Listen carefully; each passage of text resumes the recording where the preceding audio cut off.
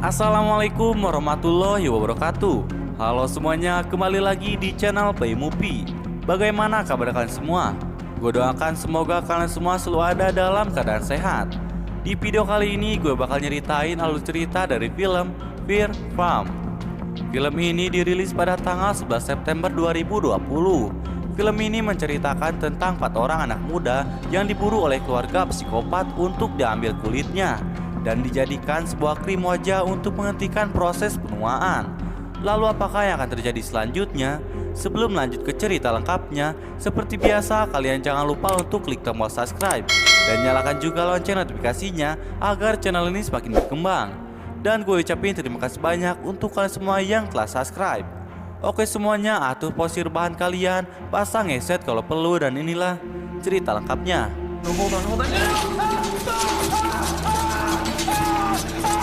Di awal film, kita diperlihatkan kepada seorang anak muda bernama Brandon yang lagi chattingan sama pacarnya yang bernama Wendy. Isi chattingannya, Brandon menginginkan Wendy memakai kostum pemandu sorak, lalu foto dan mengirimnya. Tapi tiba-tiba ternyata Wendy udah ada di bawah kasurnya Brandon dari tadi dengan menggunakan kostum pemandu sorak. Ketika sepasang kasih lagi ada di kamar berduaan, apalagi yang bakal mereka lakuin selain bergulat. Tapi tiba-tiba emaknya si Brandon tiba-tiba main buka pintu gitu aja. Terlihat emaknya si Brandon gak marah melihat kelakuan anaknya itu. Lalu kemudian datang temannya Brandon yang bernama Rustin bersama dengan adiknya yang cakep bernama Melanie. Terlihat mereka sangat asik sekali mengobrol hingga tiba-tiba Wendy melihat sebuah tempat permainan labirin jagung di HP. Wendy pun mengajak semuanya untuk pergi ke tempat labirin jagung itu. Akan tetapi Rustin kurang setuju. Rustin mengatakan kalau tempat itu sangatlah buruk. Orang benar-benar terbunuh di sana. Polisi juga menemukan potongan kulit sebesar 11 inci yang terlihat seperti dikupas dengan semacam pengupas kentang. Mendengar perkataan Rustin, terlihat para anak muda ini gak takut dengan hal tersebut. Mereka hanya menganggap hal itu hanya untuk menarik perhatian para pelanggan saja. Singkat cerita, mereka pun pergi saat itu juga ke tempat labirin jagung. Dan singkat cerita lagi, mereka pun sampai di tempat labirin jagung itu. Sesampainya di sana, Brandon kebelet bau ngompol. Brandon pun pergi ke toilet bersama dengan Rustin. Sedangkan para cewek, mereka langsung ke tempat labirin jagung.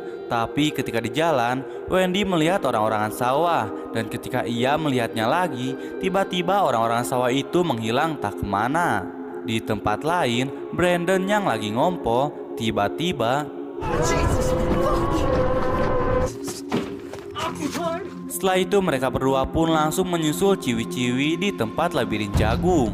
Sesampainya di sana, demi kenyamanan semua orang, semua HP orang yang masuk ke labirin jagung dikumpulkan. Lalu setelah itu, tangan mereka dicap untuk bisa masuk ke labirin jagung. Dan ketika tangan Melanie dicap, tiba-tiba berbunyi suara alarm. Setelah itu Melanie pun bertanya pada pria itu apakah ada yang salah dengan capnya. Pria itu pun mengatakan bahwa Melanie adalah pengunjung labirin ke 10.000 musim ini dan Melanie berhak mendapatkan labirin VIP. Lalu tak lama kemudian datang seorang pria bernama Herschel. Dia adalah pemilik permainan labirin jagung. Herschel bertanya apakah Melanie dan teman-temannya ingin mencoba labirin VIP. Dan jika Melanie dan teman-temannya berhasil keluar dari labirin VIP itu, maka mereka akan mendapatkan uang sebesar $10.000. Mendengar duit sebanyak itu, para anak muda ini pun hijau mendengarnya. Dan mereka pun setuju bermain di labirin VIP itu. Lalu kemudian mereka pun naik ke mobil dan dibawa ke tengah labirin jagung.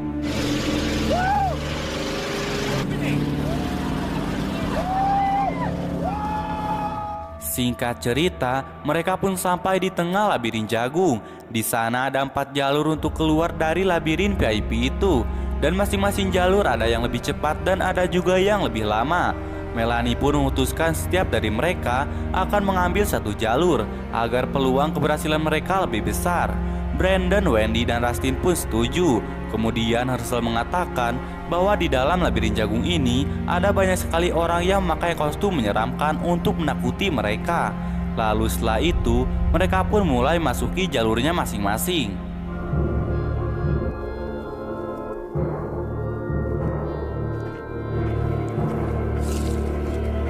Setelah semua orang masuk jalurnya masing-masing, terlihat Herschel memerintahkan anak-anaknya untuk bersiap. Di sepanjang perjalanan, mereka bertemu dengan orang-orang yang memakai kostum yang menyeramkan.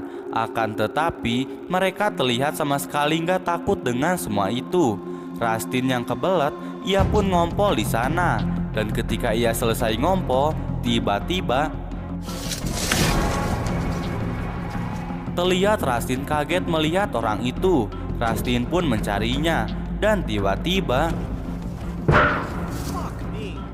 Rustin benar-benar kaget melihat orang tinggi itu yang tiba-tiba ada di depannya. Rustin pun memuji orang tinggi itu karena berhasil membuatnya kaget. Kita panggil saja orang tinggi ini Karunggoni. Rustin mengatakan kepada Karunggoni kalau Karunggoni tidak cocok berada di tempat seperti ini. Karunggoni seharusnya menjadi seorang pemain film dan berperan sebagai seorang pembunuh. Karunggoni yang terus diam tidak bicara apapun itu membuat Rustin kesal dan pergi meninggalkannya. Terlihat hari sudah mulai gelap, akan tetapi mereka masih belum berhasil keluar dari labirin jagung VIP itu. Di sisi lain, Melanie yang berjalan di keadaan maghrib menemukan sebuah pos. Ia pun menaikinya untuk mengecek keadaan, dan ternyata ladang jagungnya sangat-sangat tua sekali.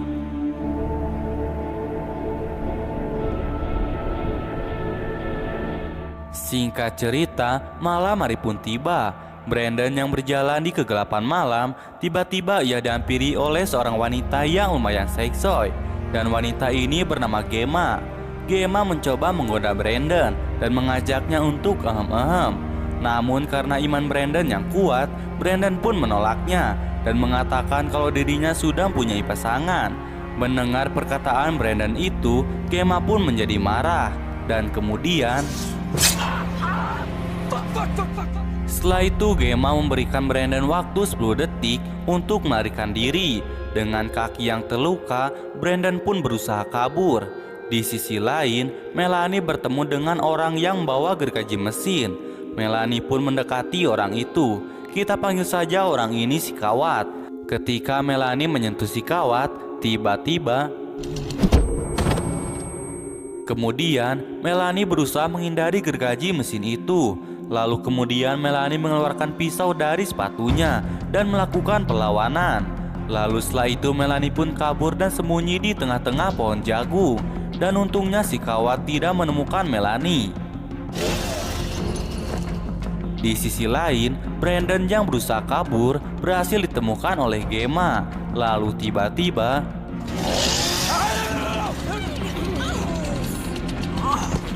si Kawat tiba-tiba muncul dan Brandon berhasil dilumpuhkan Gemma dengan sebuah suntikan. Lalu kemudian Gemma marah kepada si Kawat karena seharusnya si Kawat berada di jalur 4. Si Kawat pun meminta maaf dan mengatakan kalau dirinya kehilangan Melanie karena Melanie sangat cepat seperti ninja Hattori. Gemma pun memarahi si Kawat. Kemudian Gemma menyuruh si Kawat untuk membawa Brandon ke lab. Gemma juga meminta maaf karena sudah marahinya. Di tempat lain, Rustin melihat ada orang-orangan sawah. Rustin yang belagu ini, ia pun melemparkan jeruk beberapa kali ke orang-orangan sawah itu. Namun gak ada yang kena. Kemudian Rustin pun kembali berjalan. Dan tak jauh dari tempat tadi, Rustin pun melihat orang-orangan sawah lagi. Ketika Rustin akan melemparkan jeruk lagi, tiba-tiba tak lama setelah itu, Melanie pun datang dan langsung berusaha untuk menolong Rustin yang tangannya tinggal sebelah. Tapi tiba-tiba Melanie diserang dan dicekik oleh salah satu psikopat. Sedangkan Rustin, dia ditabrak hingga mati. Melanie yang lagi dicekik, dia pun mengeluarkan pisaunya dan berhasil menusuk psikopat itu tepat di kepalanya. Lalu kemudian Melanie pun langsung kabur. Di tempat lain, terlihat Brandon terbangun dalam keadaan terikat. Di sana juga ada Gemma. Gemma kemudian mengambil alat pengupas kentang, lalu kemudian mengangkat kulit Brandon dari tubuhnya. Brandon pun berteriak karena jelas itu pasti nyeri atuh euy. Kemudian Gemma pun melakukannya lagi hingga membuat si Brandon pingsan. Lalu tak lama kemudian datang si Karung dan si Gendut dengan membawa psikopat yang kepalanya ditusuk Melanie tadi. Dan rupanya psikopat ini sudah modar. Di tempat lain, Wendy bertemu dengan seorang badut yang menjual es krim gratis. Si badut pun meminta Wendy untuk mencoba es krimnya. Akan tetapi Wendy yang gak tertarik dengan es krimnya, Wendy pun pergi dari sana. Tapi tiba-tiba Wendy pun dicekik dengan menggunakan tali. Akan tetapi Wendy berhasil lepas dan balik menyerang si badut. Lalu kemudian Wendy pun lari. Tak lama kemudian tiba-tiba Melanie datang. Dan ketika Melanie akan membawa Wendy lari, tiba-tiba Wendy terkena panah tepat di paha beningnya. Lalu kemudian Wendy pun digusur. Melihat hal itu, Melanie pun mengikuti mobil itu dan sampai di sebuah lab. Di sana, ia melihat 3 orang ilmuwan yang membuat sesuatu tapi entah apa. Melanie pun kemudian terus mencari keberadaan Wendy hingga pada akhirnya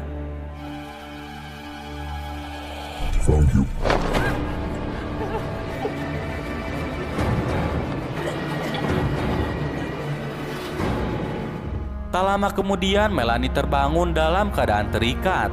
Di sana Melanie melihat ada Wendy. Melanie juga melihat tubuh Wendy yang kulitnya udah nggak ada. Wendy pun mengatakan kalau mereka telah memberinya sesuatu hingga membuat Wendy tidak bisa merasakan apapun. Wendy juga meminta maaf karena telah mengajak Melanie dan yang lainnya pergi ke tempat labirin jagung ini. Lalu tak lama kemudian datang Herschel dan para psikopat. Ternyata Herschel ini adalah bapak dari para psikopat dan Gemma adalah kakak tertua dari para psikopat. Kemudian Herschel bertanya apakah Wendy masih berguna. Gemma pun menjawab kalau Wendy sudah tidak berguna lagi dan Herschel boleh membunuhnya. Lalu setelah itu Gemma mengatakan kalau Melanie sangatlah spesial. Cap tangan yang diberikan pada saat masuk labirin jagung, cap itu adalah lakmus untuk menunjukkan mereka yang memiliki gen tertentu, dan Melanie memiliki gen itu. Gemma juga mengatakan kalau ia akan melepaskan kulit Melanie, lalu kemudian menggiling dan menjadikannya cairan, dan kemudian mengubahnya menjadi krim wajah untuk menghentikan proses penuaan. Lalu tiba-tiba Melanie berhasil melepaskan diri. Melanie pun langsung menodongkan pisau pada mereka semua. Herles mengatakan, kau akan pergi kemana? Di sini banyak anak-anakku, dan kau ada di tengah ladang jagung yang sangat luas. Mendengar itu semua, Melanie pun tak sudi menyerahkan kulitnya, dan ia pun lebih memilih mati, karena kulit orang mati tidak bisa dijadikan bahan krim. Fuck you! No! Singkat cerita, 3 bulan kemudian, terlihat seorang ibu sedang sibuk mencari anaknya. Dan ternyata itu adalah emaknya si Brandon.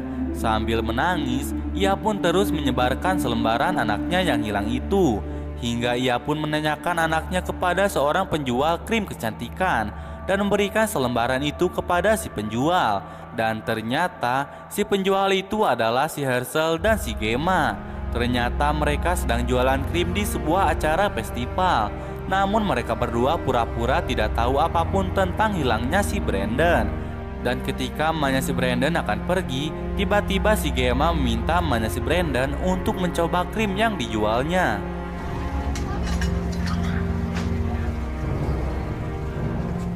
Dan benar saja, krimnya itu sangat mujarab sekali. Sekali pakai dapat membuat emaknya si Brandon kembali terlihat muda.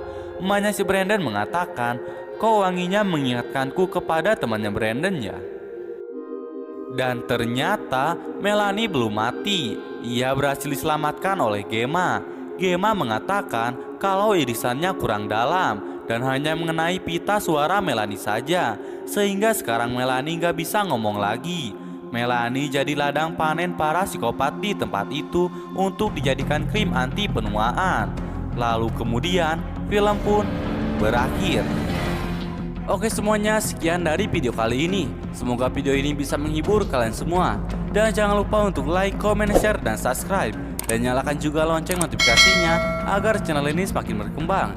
Dan gue pun makin semangat dalam buat kontennya. Oke semuanya, sampai ketemu lagi di alur cerita berikutnya. Wassalamualaikum warahmatullahi wabarakatuh.